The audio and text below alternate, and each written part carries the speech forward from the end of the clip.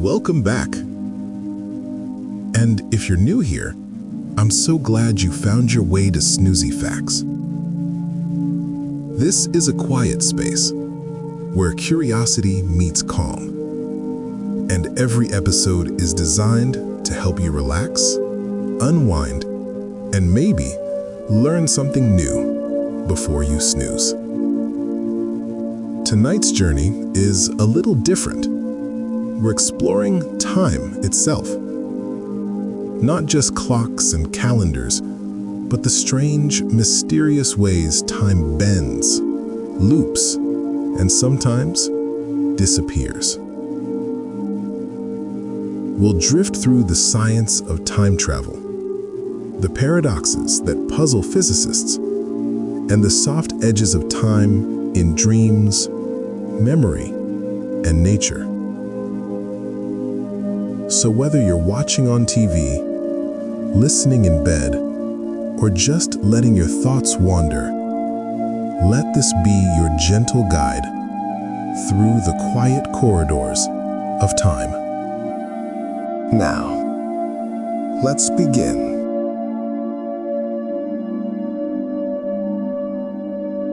Time. It's something we live inside, but rarely understand. It moves forward, always forward, or so it seems. But what if time could bend, stretch, loop back on itself? Einstein once showed us that time isn't fixed. It flows differently depending on how fast you move and how close you are to gravity. If you were to orbit a black hole, time would slow for you, while the rest of the universe kept ticking. Astronauts on the International Space Station experienced this just slightly. Their clocks tick a little slower than ours. They age just a little less. This is called time dilation, and it's not science fiction. It's been measured with atomic clocks flown around the world. So yes, you can travel into the future just by moving fast or falling deep into gravity's pull. But what about the past? That's where things get strange. Some physicists believe wormholes could be the key. Imagine a tunnel connecting two distant points in space and time. Step through one end and emerge in another century. But wormholes are unstable. They collapse quickly unless held open by something exotic, like negative energy. We've never seen negative energy directly, but the math allows it. And in theory, it could keep a wormhole open long enough to walk through time. Yet, even if we could, there's a problem. The grandfather paradox. If you travel back and prevent your grandfather from meeting your grandmother, would you still exist? It's a question that loops endlessly, like a snake eating its tail. Some say the universe would prevent the paradox. Events would conspire to stop you from changing the past. Others say you'd simply create a new timeline, a branch where your actions ripple outward, but don't erase your origin. This is the many worlds interpretation. Every choice, every change splits reality into new paths.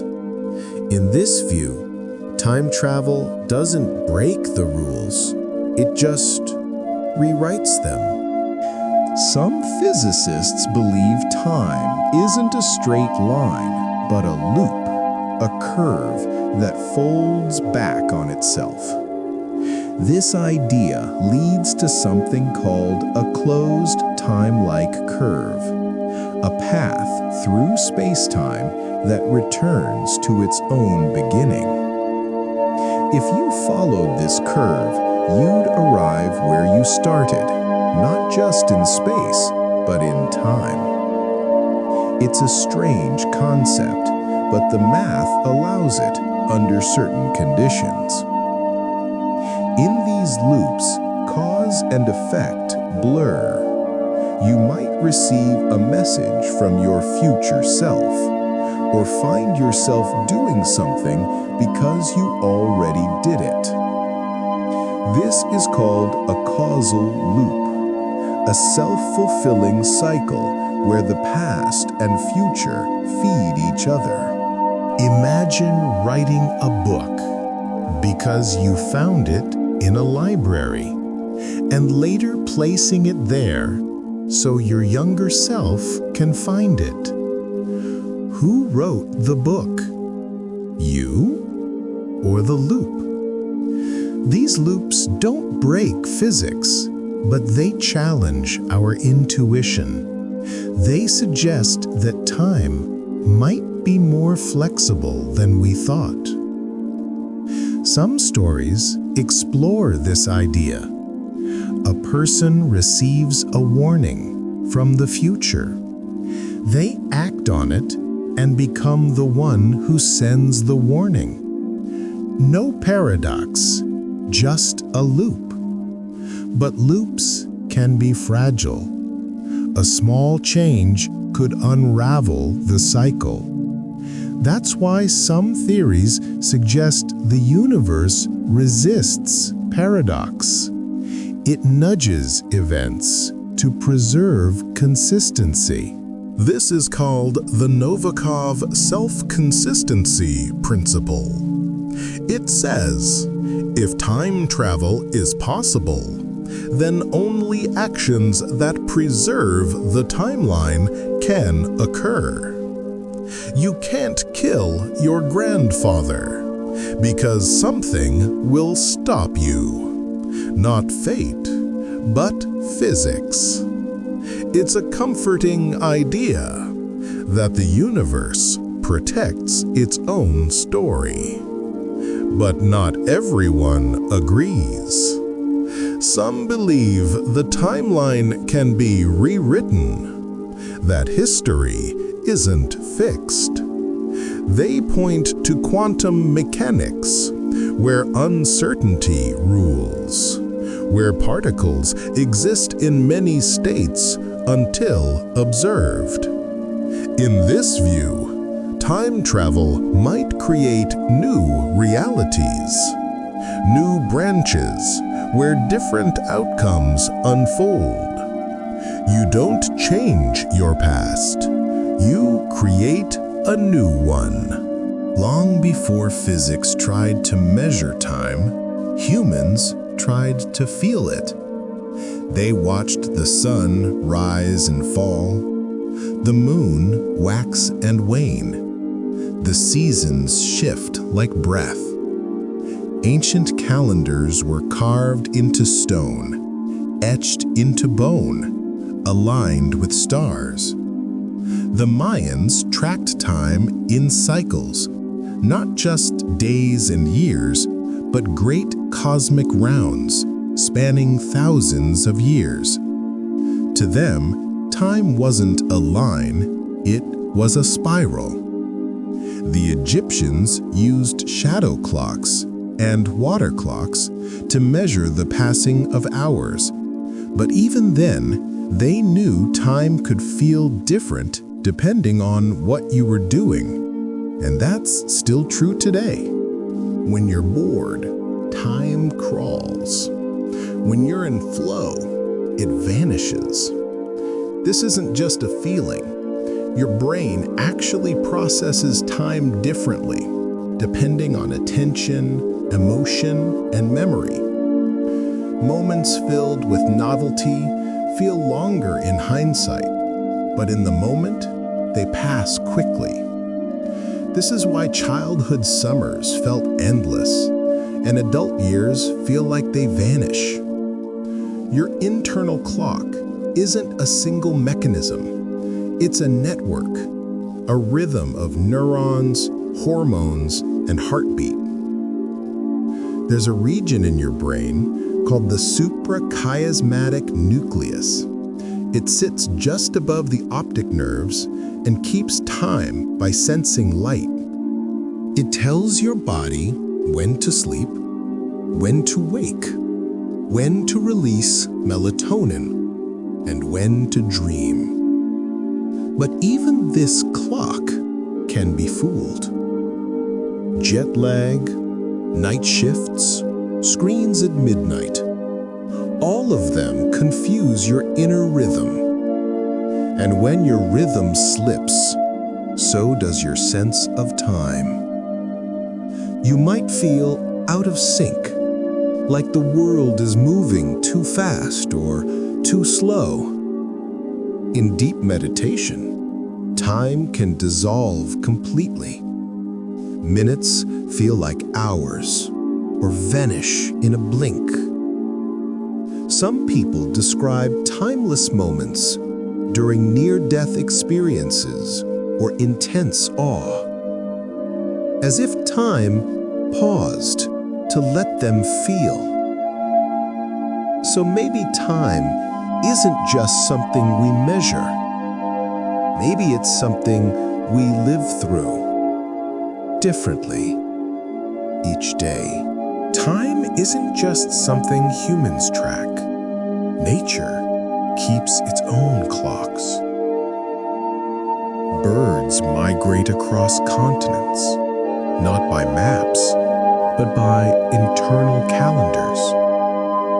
They know when to leave and when to return, even if the skies change, even if the winds shift. Some animals hibernate, slowing their heartbeat, lowering their temperature, entering a kind of suspended time. A bear in winter might sleep for months, barely aging. Insects follow lunar cycles. Corals spawn by moonlight. Tides rise and fall as the earth dances with the moon. Trees mark time too. Each ring in their trunk tells a story. A dry year, a wet season, a fire long ago. Some trees are thousands of years old. They've seen empires rise and fall. They've felt the slow pull of time in silence. Even rocks carry time inside them. Radioactive decay allows scientists to measure age. A fossil can whisper its birthday through isotopes. And at the smallest scale, atoms tick.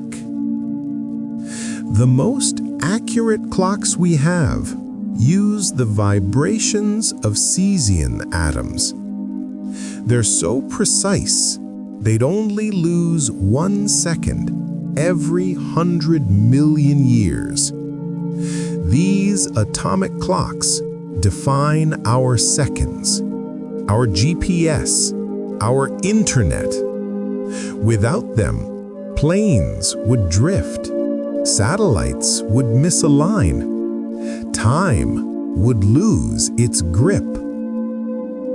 But even atoms aren't immune to uncertainty. In quantum physics, particles don't have fixed positions or fixed times. They exist in probabilities until observed. This means time at the quantum level is fuzzy. Some theories suggest that time might emerge from entanglement, from relationships, not from ticking. It's a strange idea that time isn't a thing, but a pattern. And if that's true, then maybe time travel isn't about machines or tunnels or speed. Maybe it's about changing the pattern, rearranging the relationships so that moments can be revisited. Time doesn't only live in clocks or equations or calendars. It lives in dreams. In sleep, time becomes elastic. You might dream for hours in just a few minutes, or experience a lifetime in a single blink. Some dreams feel timeless. Others feel like echoes of something forgotten. Lucid dreamers sometimes report controlling time, slowing it down, rewinding, looping moments like a memory reel. And in those moments, time becomes a canvas, not a cage. Stories do this too. A good story can stretch time.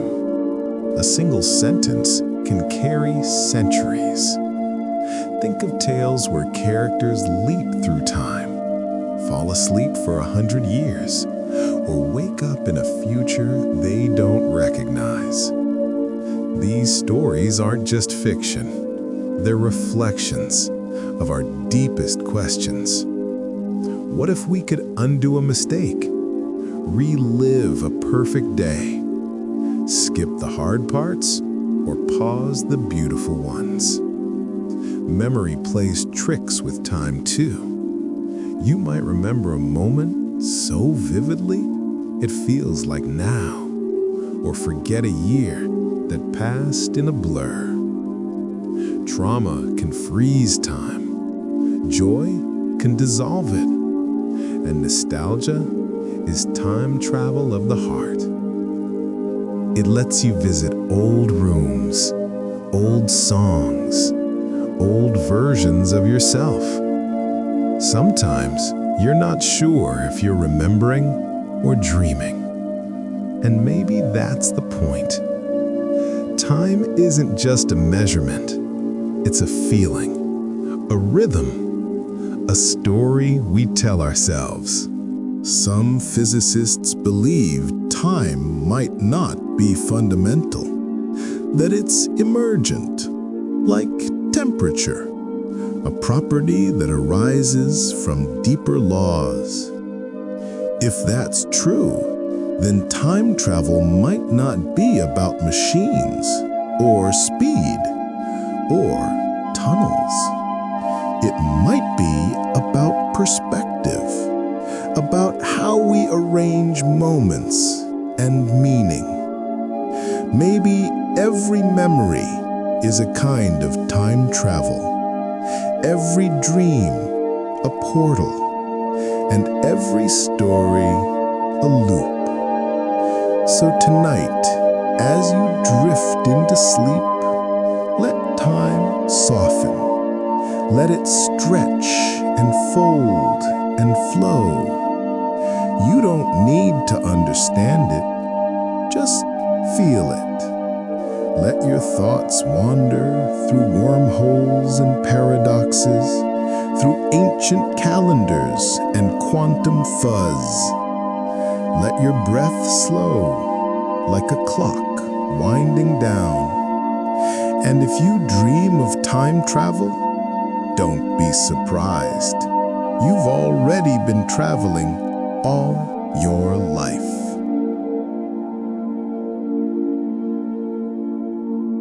Thank you for spending this quiet moment with me, exploring the mysteries of time, travel, and paradox. If you enjoyed this episode, please consider liking the video and subscribing to the channel. It helps more sleepy minds discover snoozy facts and keeps these gentle journeys going.